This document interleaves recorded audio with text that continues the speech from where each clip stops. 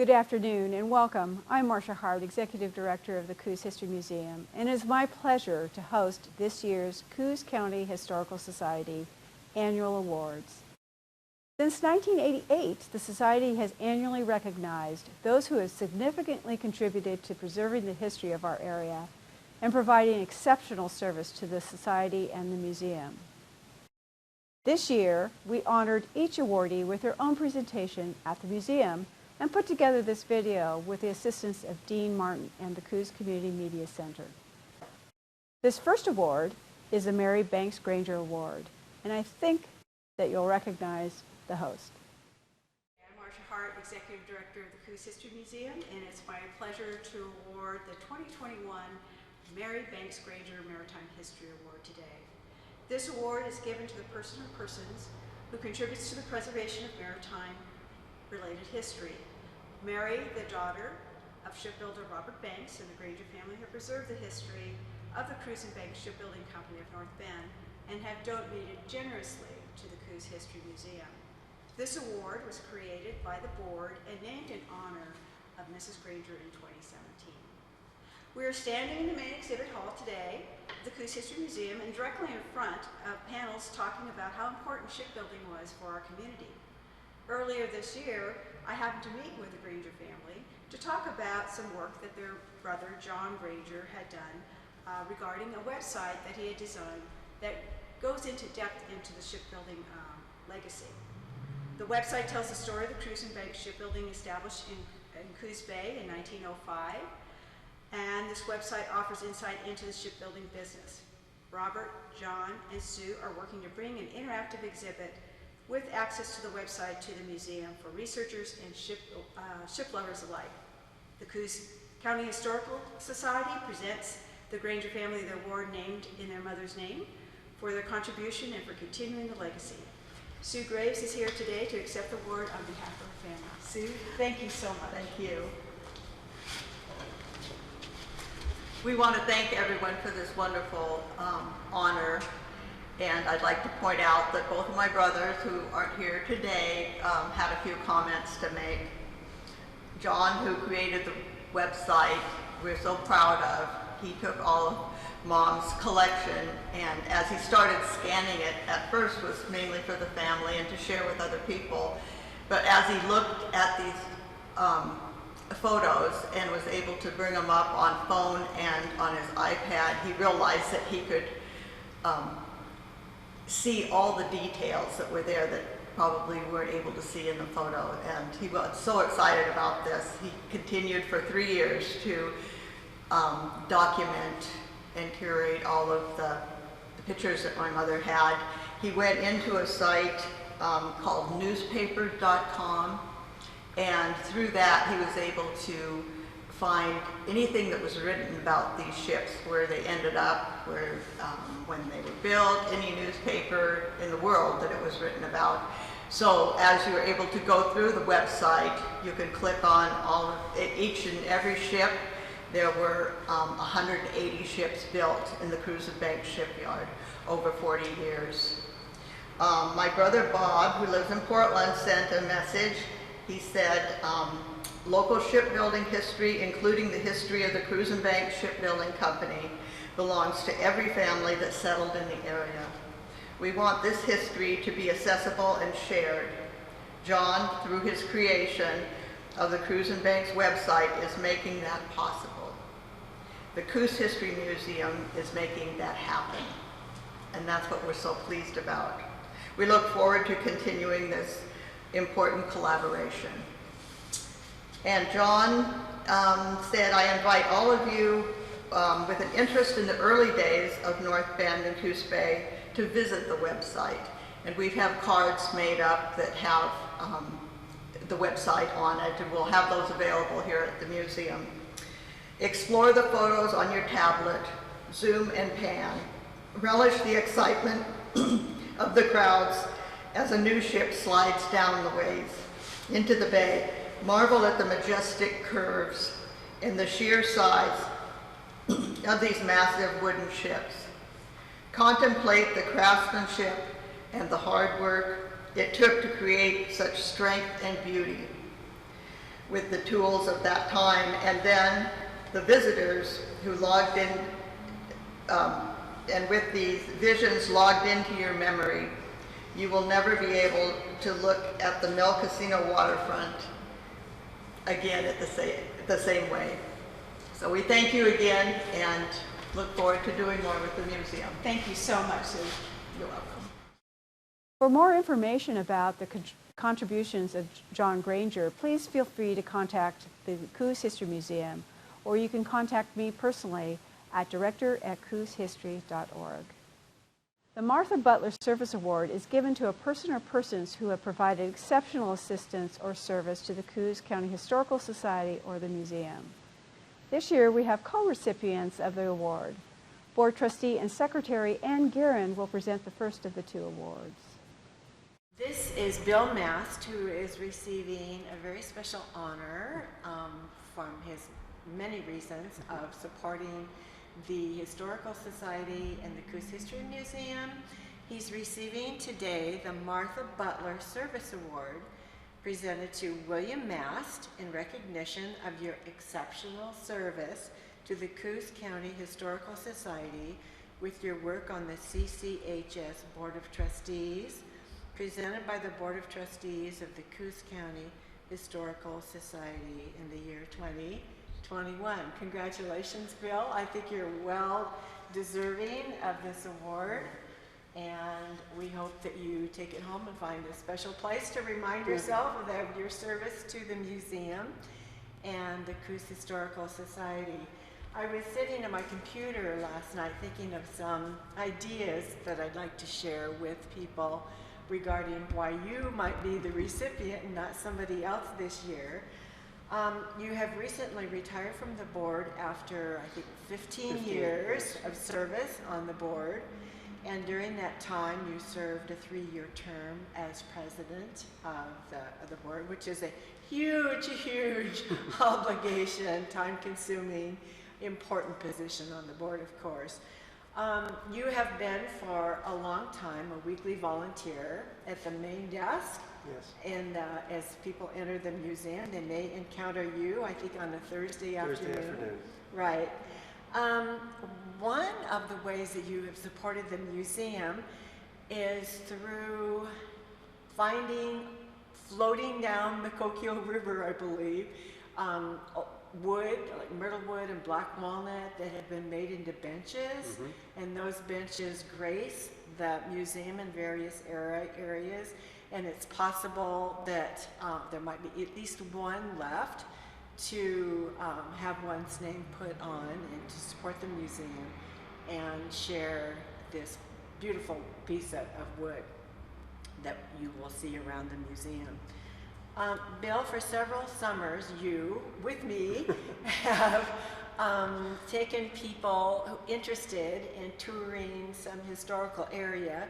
We've done summer tours. We missed it last year because of COVID, but we perhaps will be thinking of doing more of those tours in the future. Oh, yes.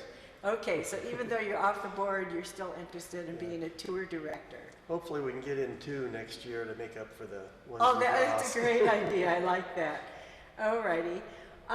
Bill, I know from a long acquaintance with you since you were a little boy, and I know that you have a pioneer family who came, was it in the 1850s? No, 1873. Oh, 1873, yes. Okay. And settled in Lee Valley, which is east of Coquille, engaged in agricultural pursuits, raising sheep, raising cattle, logging, dairy, all kinds of ways of making money and working hard on the land. So with that in mind, you, I think, have recorded some of the history of your family. And by writing things down, you continue to support the museum and just the local history for anybody interested. And one of the ways that you've done that is one of my current favorite books. It's called Coos County Agriculture, A Short History. I believe it was published in 2014. Yes. Anyway, many people I've grown up with in Coos County are in this book, so it's an absolute treasure. But your project has recorded for people and for posterity wonderful information about people, various people, and various levels of engagement in agricultural pursuits in Coos County. So congratulations, and happy to present it to you, and I think you're well deserving. Well, thank you, Ann, and I'd like to thank the board for honoring me with this award. And it was a fun and eventful 15 years, and there's been a lot of changes since then, and really happy we're here in the new museum. And thank you again. Thank you, Bill. As Ann mentioned, we do have one bench looking for a name. If you'd like to have your name on it, feel free to give me a call. You can find it listed on our online auction, which is open right now. Our next award, the Nathan Duthett Local Historian Award, is being presented by board member Paula Bechtel. My name is Paula Bechtel, board trustee, and it is my pleasure to present the Nathan Duthett Local Historian Award. This award was named in Duthett's honor in 2017 and is given annually to a person or persons who have made significant contributions to the preservation of history in our area. Today, we award this honor to local historian and museum volunteer Steve Greif. Since 1999 and until recently, Steve served on the Coos County Historical Society's Board of Trustees and continues to contribute by volunteering at the Coos History Museum. Quoting another board member, Ann Gearin, Steve has been an amazing and integral part of our museum, developing an institutional memory and extraordinary expertise in facilitating many aspects of museum functioning beyond board membership and attending meetings. Steve served as board president several times and was still a small museum in North Bend. When the transition to a much larger, new structure on the Coos Bay waterfront occurred, there were many more opportunities for Steve to contribute, helping with exhibits development, training volunteers and meeting the public, and developing written protocols for them, leading groups of tours of exhibits, co-editing Waterways, the quarterly newspaper with his wife Joan, photographing events for museum archives and the newsletter, organizing and assisting in landscape maintenance, assisting in conducting research for patrons in the Lansing Research Library, writing promotional materials for publication, teaching local history classes since 2014, and then donating all monies collected to the museum coffers, and delivering many, many talks to promote the museum. Again, quoting Ann Gearin, filling a perceived need is one of his strongest traits. An ad hoc committee being formed to handle a special project and needing volunteers, up goes Steve's hand. Museum curator resigns her position and moves to a different Oregon location, with the position remaining open due to COVID and financial circumstances. Steve is ready to help. This year, we are especially thankful for Steve's help during the COVID-19 pandemic. Marcia Hart, museum director, gives me this list of a few of his accomplishments to share. His participation in developing the text for the Equal Justice Initiative historical marker in remembrance of the lynching of Alonzo Tucker in 1902, his assistance in developing text and locating pictures for a new Oregon Beaver Board historical marker located near the site of the Beaver Hill Mines, where at one time over 100 black miners worked, developing curriculum for our first summer history camp for North Bend High School, his virtual history class that attracted students from all over the country, including Puerto Rico. Steve is also an active member of the museum's exhibit committee, waterfront development committee, and education committee. And today we are presenting this award in the Lansing Research Library, where you can find Steve most Tuesdays and Thursdays conducting research and answering questions about our Coos County history. For many people, hearing History Museum, Steve is the first name that comes to mind. Thank you, that was nice. I'd forgotten most of all that stuff. It's been a blur. You've been very, very busy. Yes, but it's been fun the whole time, so. And we are so lucky to have you. Thank you, thank you.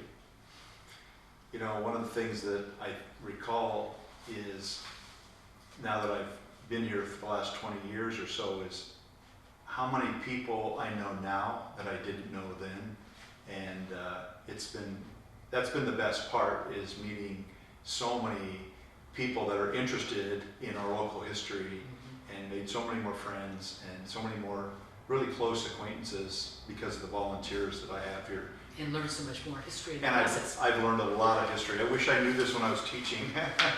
When I retired, I had about 75% maybe of what I knew, but I'd go back now and be a much better teacher, having been in this research room. Yeah. So, thank you. As a side note, I would really like to thank Steve Greif for his contributions this last year during the COVID pandemic. Without his assistance and that of his wife Joan, we would have been very much behind in all our collections work. And now that we have a new curator, it's good to see them back helping volunteer again. In 1999, Mrs. Butler made a substantial donation to the Coos County Historical Society. This donation provided the seed money to build the new Coos History Museum by 2015. For the second Martha Butler Service Award, Board Trustee Sarah Stevens will make the presentation. Good afternoon and welcome to the Coos County Historical Society 2021 Annual Awards. My name is Sarah Stevens, Board of Trustee, and it is my pleasure to present the Martha Butler Service Award today. The Martha Butler Service Award is given to a person or persons who have provided exceptional assistance or service to the Coos County Historical Society Museum. Ms. Butler made a substantial donation to the Coos County Historical Society in 1999 that provided the seed money to build the new Coos History Museum by 2015. The award was named in her honor in 2017. This year, the Martha Butler Award is going to two incredible recipients. It's my pleasure to introduce Lucinda DeNovo, who is here to accept the award given to her late husband, Don Ivey. Before his untimely death this year, Don was chief of the Coquille Indian Tribe and a valued member of the Board of Trustees. The first time I met Don was at a salmon celebration at the Mill Casino. We were there to do a video together, and he interviewed me about the work that the Coquille Community Tribal Fund had done for our agency. I was nervous, and I saw Don from across the room, and he was wearing those awesome high tops. And I knew right away that we would be friends. Later, when I joined the Coos History Museum Board of Directors, our first meeting together was to talk about the city's request for the Coos History Museum to take on the Juneteenth and Alonzo Tucker Memorial. Don was adamant, passionate, and convicted that it is the work that this museum needed to do and that our city needed to do. He's a force for good, and he's missed. Thank you, Sarah. Well, on behalf of the Ivey family, it is our privilege and honor to accept this award for my late husband and Corrine's late brother, Donald Ivey. Donald would be very proud to join the fellow honorees, most especially his cousin and dear friend, Tony Ann Brand, who received this award in 2020. Donald was a lifelong learner and scholar in many fields, with his special passion being the South Coast and the history and traditions of the Coquille people. He communicated and collaborated with anthropologists, geologists, and archaeologists, many who became dear friends, and was especially gifted at sharing his knowledge, his infectious curiosity, and his sense of wonder, especially with children. For those of you who knew Donald, I don't need to add that he was a man who also got big things done, usually by working quietly behind the scenes, not seeking credit. The goal, he always said, was to make good things happen, and that is what he did. Donald played a key role in the creation of this facility. He realized early on what this place could be and recognized the opportunity to strengthen understanding and appreciation of the South Coast and its long cultural history. That in turn helped inspire the Coquille Indian Tribe to become the single largest donor to the construction project, donating over $1 million. At the same time, long before construction on the building had started, Don collaborated with Annie Donnelly, former executive director of the Coos Historical Society, board members, and his cultural staff to invent and continually adapt the museum's 4th grade Indian education program. Don loved helping the kids discover cultural traditions and traditional technologies, and often wound up answering more questions from teacher and chaperones. The program started more than 16 years ago and continues to this day and has reached over thousands of 4th graders. The success of this program helped inspire the passage of Senate Bill 13, an Oregon law that now directs the Oregon Department of Education to create K-12 Native American curriculum in collaboration with each of the 9 federally recognized tribes in Oregon to create place-based curriculum. The stunning welcome gallery that we are in today epitomizes Donald's larger vision. Symbolically, it emphasizes the traditional cultural connections between people and place through time. More literally, the Coquille tribe donated the wood that lines the walls and ceilings, with every cedar plank individually planed and installed by Don and members of the Coquille Indian Tribe's Youth Corps. Donald was a brilliant man and stunningly articulate. Every morning I would wake up to Donald reading a book while listening to JPR, and later find he could easily discuss either one in great detail. More than simply learning, he was driven to make productive use of knowledge and resources. The result was a man of compelling vision, built in part on endless research, and most importantly, on a deep personal relationship to this land and landscape and his membership in the Coquille Indian Tribe. I think the most essential fact about Don is not that he had so many gifts, intelligence, drive, enthusiasm, charisma, but that he consistently chose to use them in service to others. Doing whatever you could do was what mattered, he would tell me. If you can't help, at least try to be helpful. To be honest, I thought I already understood how quietly and selflessly he had helped other people with so many different initiatives. But I'm still learning of other ways he assisted so many other people with so many other projects. Corinne? I'm Corinne Burnham, Don's sister. Don has left an incredible legacy that is at once distinctly his own and his particular embodiment of potlatch, a traditional Coquille tradition. As Don once explained it, to potlatch is to give and to receive, to share and to care, and to pay back and to pay forward for the blessings and benefits that we have received or hope to receive. It is about helping those who need our help with hopes that they can and will help us later. As we are helpful to each other, so too are we helped in our own lives. In the spirit of potlatch and honoring my brother's wishes, the family would like to present the museum with a $5,000 gift to be used in the education program. We are proud of the contribution Don made to his community, the Coquille Indian Tribe, and the state. We thank you for honoring his memory today. I want to thank the presenters and congratulations to all our awardees. I hope everyone will join us in celebrating their contributions to the Coos County Historical Society. Thank you.